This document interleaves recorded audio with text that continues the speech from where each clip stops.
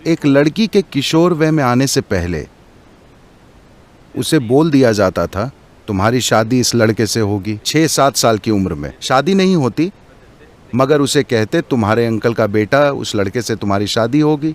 लड़के से कहते तुम्हें उससे शादी करनी है। तो उन्होंने एक दूसरे को देखा नहीं है, एक दूसरे से मिले नहीं हैं, मगर उन्हें भावनाओं के स्तर पर जोड़ा जा रहा है। वे चाहते हैं कि एक दूसरे को छूने से पहले वे दोनों भावनाओं के स्तर पर अच्छे से जुड़ जाएं।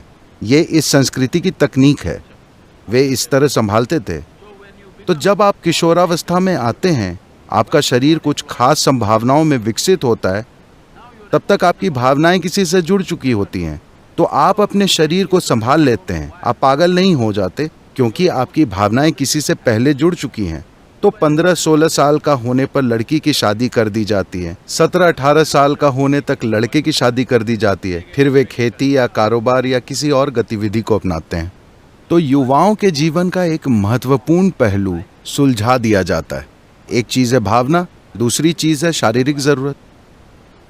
दोनों को कम उम्र में हल कर दिया जाता है। और उन दिनों 1-2 साल में बच्चे आ जाते थे, तो वो व्यस्त हो जाते थे और जीवन चलता रहता था।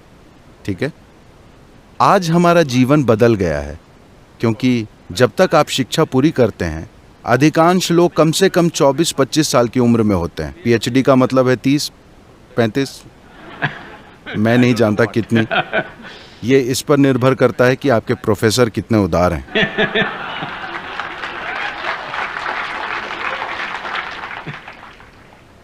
तो मान लेते हैं कि शिक्षा का औसत समय 25 साल की उम्र है।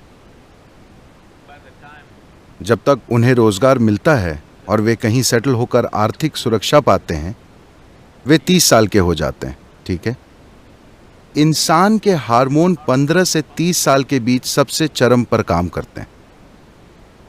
आप लोगों को साधुओं की तरह जीना नहीं सिखा रहे, आप उन्हें कोई साधना नहीं सिखा रहे जिससे वे अपनी ऊर्जा को किसी दूसरी संभावना में बदल सकें और कुछ और प्राप्त कर सकें। ऐसी कोई चीज नहीं है। और लड़के लड़कियों के बीच नजदीकी है। अगर आप इस चीज का हल नहीं खोजना चाहते, तो आप एक अस्वस्थ समाज बनाएंगे, बहुत अस्वस्थ समाज, जो दुर्भाग्य से हमारे समाज में हिंसक तरीकों से व्यक्त हो रहा है, क्योंकि हमने इंसान की मूलभूत जरूरतों का हल नहीं खोजा है। पहली चीज है पोषण। अगर पोषण की समस्या हल हो जाए, आपको समझना चाहिए, पोषण का मतलब है जीवन चलाना। एक बार जीवित रहने की प्रक्रिया का हल हो गया, तो कुदरती रूप से ये प्रजाति कोई एक व्यक्ति नहीं, आप जिस प्रजाति के हैं वे प्रजनन की इच्छा करती है। इसे इसी तरह बनाया गया है। ये प्रजनन की चाहत इस प्रजाति के जीवित रहने के लिए है। अगर लोग प्रजनन नहीं करेंगे तो मानव नस्ल खत्म हो जाएगी, है ना? तो आपका शरीर और दिमाग कई चालें चलते हैं, और जब आप किसी को देखते हैं तो अचानक आपको लगता है वे सबसे खूबसूरत हैं, अचानक आपको लगता है कि वे सबसे शानदार हैं। बाद में आपको कई चीजें पता चलती हैं। Many things. मगर शुरू में सब कुछ अस्पष्ट होता है। देखिए, मैं बताता हूँ, मान लीजिए आप 10-11 साल के हैं। उस समय आपने लोगों को देखा तो वे बहुत साधारण दिखे। अचानक 14 साल की उम्र में किसी के शरीर का हर छोटा उभार अपने आप में एक पूरी दुनिया हो जाता है, क्योंकि आपके हार्मोन हर चीज को प्रभावित करने लगते हैं। एक तरह से आपके हार्मोन आपकी बुद्धि को बंदी बना लेते हैं। ये बुरा या अच्छा बताने की चीज नहीं है, ये एक कुदरती प्रक्रिया है। कुछ लोग हो सकते हैं जो उससे परे चले जाएं। अगर वे उसके परे जाते हैं तो उनके लिए शानदार है, उनके लिए मजबूरी नहीं होती, वो इसके परे चले जाते हैं, उस व्यक्ति के लिए शानदार है। मगर आप पूरे समाज से इसके परे जाने की उम्मीद करें, ये बेवकूफ़ी है। ऐसी कोई चीज़ नहीं होती है। तो निश्चित रूप से बहस होनी चाहिए कि कब और कैसे कामुकता होना चाहिए। मगर अब भी हमारे कुछ सांस्कृतिक पहलू हैं। That we are an emotional lot. हम आज भी भावुक लोग हैं। जब चीजें जरूरी भावनाओं के बिना होती हैं तो लोगों को कष्ट होता है, ढेर सारे लोगों को। कुछ लोग इससे ऊपर हैं, मगर लोगों को कष्ट होता है। तो हमारे देश में, हमारे समाज में इस पर चर्चा होनी चाहिए कि सामाजिक ढांचे से कोई बड़ी तोड़फोड़ किए बिना इसका हल कैसे निकालें। आपको इस पर शोध करना चाहिए कि ऐसा कैसे करें। सद्गुरु, हालांकि आपके पिछले विस्तृत जवाब में मुझे अपने सवाल के जवाब की थोड़ी झलक मिल गई है, मगर फिर भी मैं पूछना चाहूँगी। तो मेरा ये विश्वास था, या वास्तव में मुझे ये विश्वास दिलाया गया कि एक जीवन में एक ही साथी होना चाहिए, मगर जब मैं देखती परखती हूँ तो ये पूरी तरह से एक ही साथी वाले संबंध अब नहीं दिखते। ये सोच ही खत्म हो चुकी है। आप इस बारे में क्या सोचते हैं? वो खत्म नहीं हुआ है, हो सकता है जेएनयू में खत्म हो चुका हो।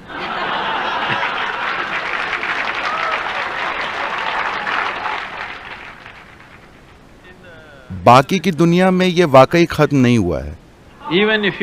Even if you go to United States, चाहे आप अमेरिका चले जाएं, जहां इतना खुलापन प्रतीत होता है, वहां भी जब लोग शादी करते हैं तो उन्हें विश्वास होता है कि ये जीवन भर के लिए है। लेकिन हाँ, 2 साल बाद जीवन समाप्त हो जाता है, ये दूसरी बात है। मगर जब वे शादी करते हैं तो उन्हें यकीन होता है कि ये जीवन भर के लिए है। तभी वे हीरे पर पैसे खर्च करते हैं। उन्हें लगता है कि ये जीवन भर की बात है। वे हीरे खरीदते हैं, मगर दुर्भाग्यवश कई वजहों से रिश्ते बिगड़ जाते हैं। और इतनी आसानी से उनके बिगड़ने की एक वजह यह है कि लोग काफी बड़ी उम्र में एक दूसरे से मिल रहे हैं। देखिए, जब लोग कम उम्र में मिलते थे तब उनकी शख्सियत ठोस नहीं होती थी। वे 17-18 की उम्र में मिलते थे, तब 2 लोग बहुत आसानी से एक हो जाते थे। अब वे 30 की उम्र में मिल रहे हैं, दोनों ठोस हो चुके हैं, 2 ठोस चट्टानें। मगर मैं देखता हूं कि अगर लोग कम उम्र में शादी करते हैं तो वे साथ निभाते हैं। अगर लोग 50 साल के बाद शादी करते हैं तो वे भी निभाते हैं, क्योंकि वे फिर नर्म हो जाते हैं, चट्टान पिघल जाती है। 30 से 50 के बीच की उम्र ठोस चट्टान की तरह होती है, मजबूत शख्सियत। तब टकराव होता है। अगर वे होशियार होंगे, इससे परे कुछ खोज लेंगे। खैर, एक विवाह हो या बहु विवाह या जो भी, अगर आप ध्यान दें तो हमें यह महत्वपूर्ण चीज समझने की जरूरत है कि हम सब यहां हैं, आप और मैं यहां हैं। इसका मतलब है कि कुछ समय पहले एक पुरुष और एक स्त्री का मिलन हुआ था। हो सकता है आप सोचे वे माँ बाप हैं, वे प्यार नहीं करते, वे सेक्स नहीं करते, वे कुछ नहीं करते, किसी पुजारी के मंत्र पढ़ने से शायद आप पैदा हो गए। नहीं, ऐसा नहीं है। किसी की शारीरिक जरूरत थी, उसे उन्होंने शादी से पूरा किया और इसलिए हम यहाँ हैं।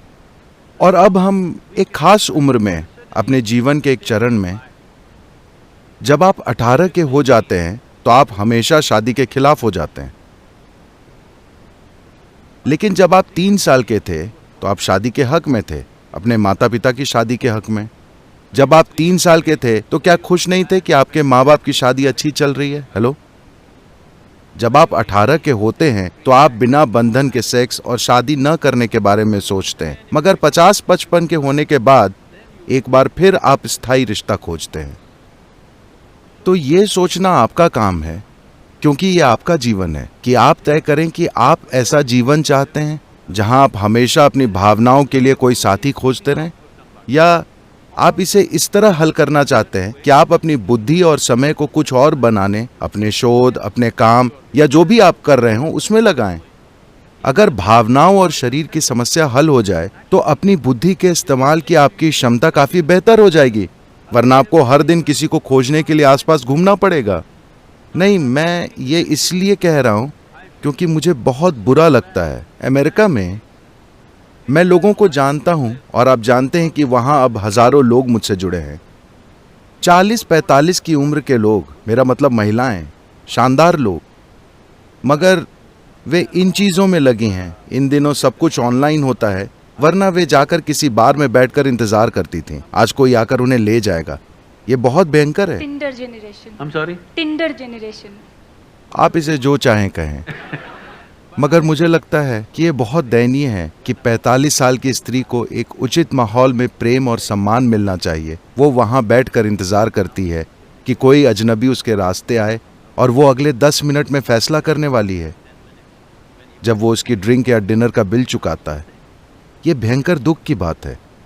ये भयंकर है कि आपकी कोई गरिमा नहीं रह जाती। इसका मतलब ये नहीं कि हर कोई उस रास्ते पर जाए, मगर आपको कोई सामाजिक ढांचा तोड़ने से पहले सभी के कल्याण के बारे में सोचना चाहिए। आपको सोचना चाहिए कि उसके बदले एक बेहतर ढांचा ला सकते हैं या नहीं। जीवन के किसी भी चरण में हर किसी को समझना चाहिए, चाहे वो सामाजिक ढांचा या राजनीतिक ढांचा या समाज का मनोवैज्ञानिक ढांचा, उसे तोड़ने से पहले हमें सोचना चाहिए कि क्या हमारे पास बेहतर विकल्प है। एक वैकल्पिक प्रणाली के बिना अगर आप मौजूदा ढांचे को तोड़ेंगे जो काफी अच्छा चल रहा है, तो सब अस्त व्यस्त हो जाएगा।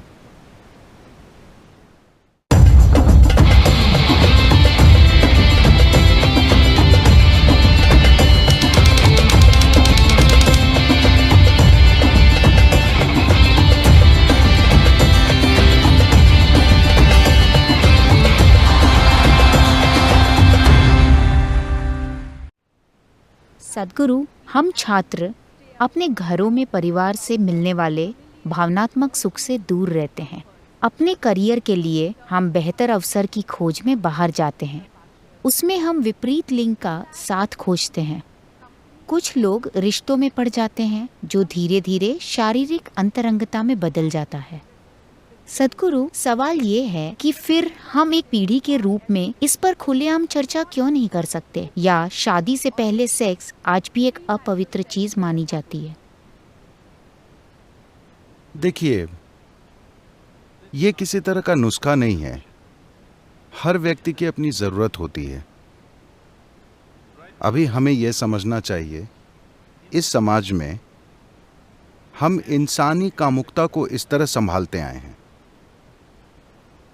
एक लड़की के किशोर वय में आने से पहले उसे बोल दिया जाता था, तुम्हारी शादी इस लड़के से होगी। 6-7 साल की उम्र में शादी नहीं होती, मगर उसे कहते तुम्हारे अंकल का बेटा, उस लड़के से तुम्हारी शादी होगी। लड़के से कहते तुम्हें उससे शादी करनी है। तो उन्होंने एक दूसरे को देखा नहीं है, एक दूसरे से मिले नहीं हैं, मगर उन्हें भावनाओं के स्तर पर जोड़ा जा रहा है। वे चाहते हैं कि एक दूसरे को छूने से पहले वे दोनों भावनाओं के स्तर पर अच्छे से जुड़ जाएं। ये इस संस्कृति की तकनीक है। वे इस तरह संभालते थे। तो जब आप किशोरावस्था में आते हैं, आपका शरीर कुछ खास संभावनाओं में विकसित होता है। तब तक आपकी भावनाएं किसी से जुड़ चुकी होती हैं, तो आप अपने शरीर को संभाल लेते हैं। आप पागल नहीं हो जाते, क्योंकि आपकी भावनाएं किसी से पहले जुड़ चुकी हैं। तो 15-16 साल का होने पर लड़की की शादी कर दी जाती है। 17-18 साल का होने तक लड़के की शादी कर दी जाती है। फिर वे खेती या कारोबार या किसी और गतिविधि को अपनाते हैं। तो युवाओं के जीवन का एक महत्वपूर्ण पहलू सुलझा दिया जाता है। एक चीज है भावना, दूसरी चीज है शारीरिक जरूरत। दोनों को कम उम्र में हल कर दिया जाता है। और उन दिनों 1-2 साल में बच्चे आ जाते थे, तो वो व्यस्त हो जाते थे और जीवन चलता रहता था। ठीक है, आज हमारा जीवन बदल गया है, क्योंकि जब तक आप शिक्षा पूरी करते हैं, अधिकांश लोग कम से कम 24-25 साल की उम्र में होते हैं। पीएचडी का मतलब है 30-35, मैं नहीं जानता कितनी। ये इस पर निर्भर करता है कि आपके प्रोफेसर कितने उदार हैं।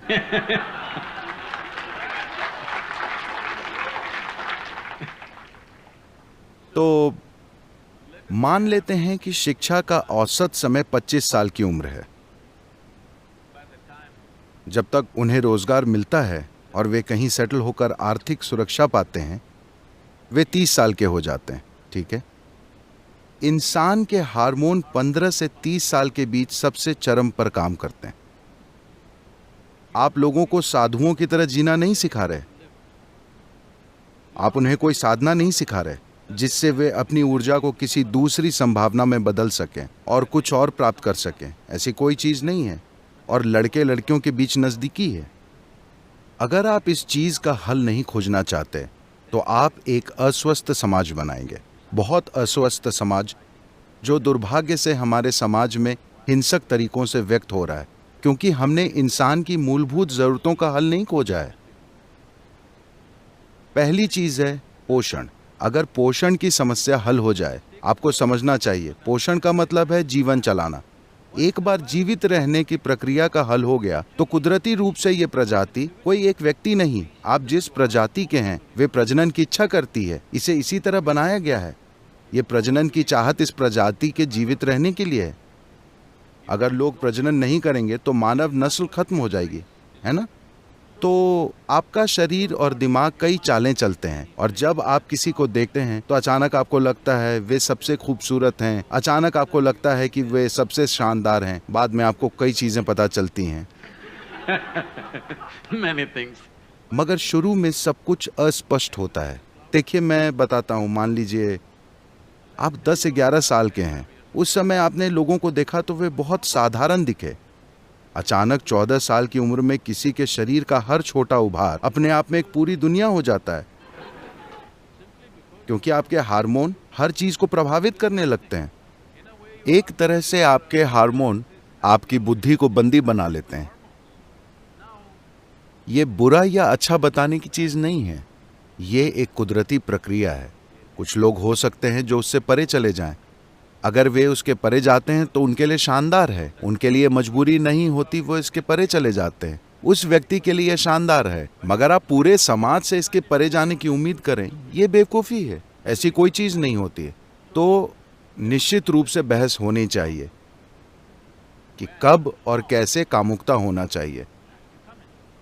मगर अब भी हमारे कुछ सांस्कृतिक पहलू हैं। That we are an emotional lot.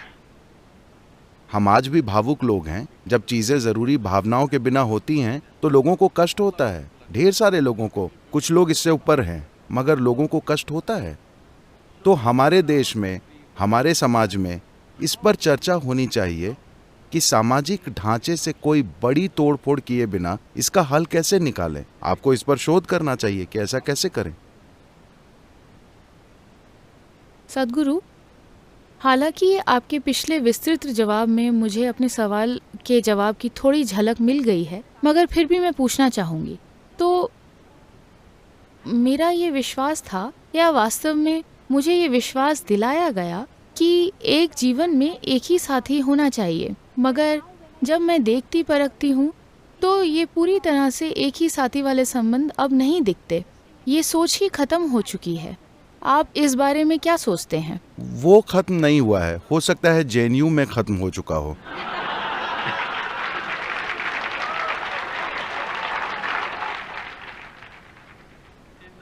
बाकी की दुनिया में ये वाकई खत्म नहीं हुआ है।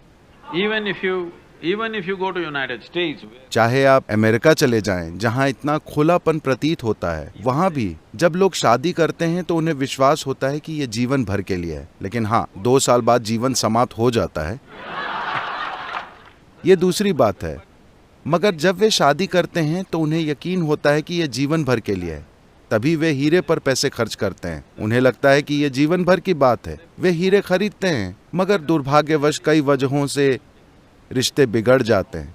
और इतनी आसानी से उनके बिगड़ने की एक वजह यह है कि लोग काफ़ी बड़ी उम्र में एक दूसरे से मिल रहे हैं। देखिए, जब लोग कम उम्र में मिलते थे तब उनकी शख्सियत ठोस नहीं होती थी।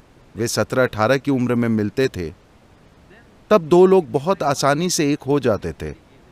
अब वे 30 की उम्र में मिल रहे हैं, दोनों ठोस हो चुके हैं, 2 ठोस चट्टानें। मगर मैं देखता हूं कि अगर लोग कम उम्र में शादी करते हैं तो वे साथ निभाते हैं। अगर लोग 50 साल के बाद शादी करते हैं तो वे भी निभाते हैं, क्योंकि वे फिर नर्म हो जाते हैं, चट्टान पिघल जाती है। 30 से 50 के बीच की उम्र ठोस चट्टान की तरह होती है, मजबूत शख्सियत। तब टकराव होता है। अगर वे होशियार होंगे, इससे परे कुछ खोज लेंगे। खैर, एक विवाह हो या बहुविवाह या जो भी, अगर आप ध्यान दें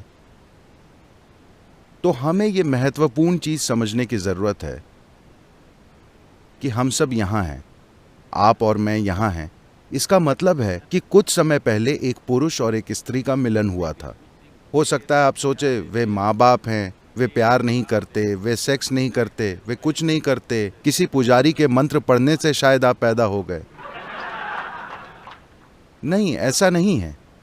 किसी की शारीरिक जरूरत थी, उसे उन्होंने शादी से पूरा किया और इसलिए हम यहाँ हैं।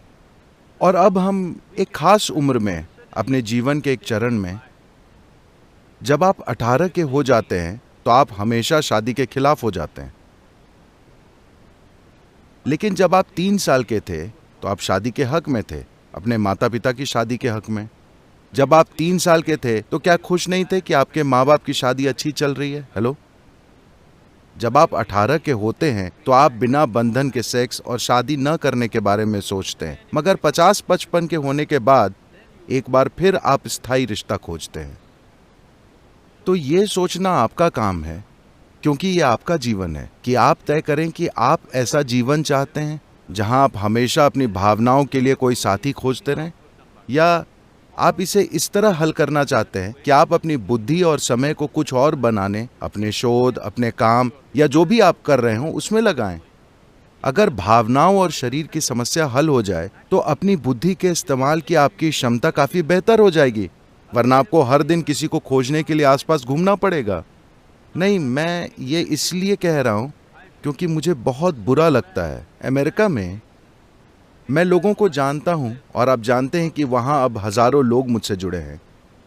40-45 की उम्र के लोग, मेरा मतलब महिलाएं, शानदार लोग, मगर वे इन चीजों में लगी हैं। इन दिनों सब कुछ ऑनलाइन होता है, वरना वे जाकर किसी बार में बैठकर इंतजार करती थीं। आज कोई आकर उन्हें ले जाएगा। ये बहुत भयंकर है। Tinder generation. I'm sorry? Tinder generation. आप इसे जो चाहें कहें, मगर मुझे लगता है कि ये बहुत दयनीय है कि 45 साल की स्त्री को एक उचित माहौल में प्रेम और सम्मान मिलना चाहिए। वो वहां बैठकर इंतजार करती है कि कोई अजनबी उसके रास्ते आए और वो अगले 10 मिनट में फैसला करने वाली है, जब वो उसकी ड्रिंक या डिनर का बिल चुकाता है। ये भयंकर दुख की बात है। ये भयंकर है कि आपकी कोई गरिमा नहीं रह जाती। इसका मतलब ये नहीं कि हर कोई उस रास्ते पर जाए, मगर आपको कोई सामाजिक ढांचा तोड़ने से पहले सभी के कल्याण के बारे में सोचना चाहिए। आपको सोचना चाहिए कि उसके बदले एक बेहतर ढांचा ला सकते हैं या नहीं। जीवन के किसी भी चरण में हर किसी को समझना चाहिए, चाहे वो सामाजिक ढांचा या राजनीतिक ढांचा या समाज का मनोवैज्ञानिक ढांचा, उसे तोड़ने से पहले हमें सोचना चाहिए कि क्या हमारे पास बेहतर विकल्प है। एक वैकल्पिक प्रणाली के बिना अगर आप मौजूदा ढांचे को तोड़ेंगे जो काफी अच्छा चल रहा है, तो सब अस्त व्यस्त हो जाएगा।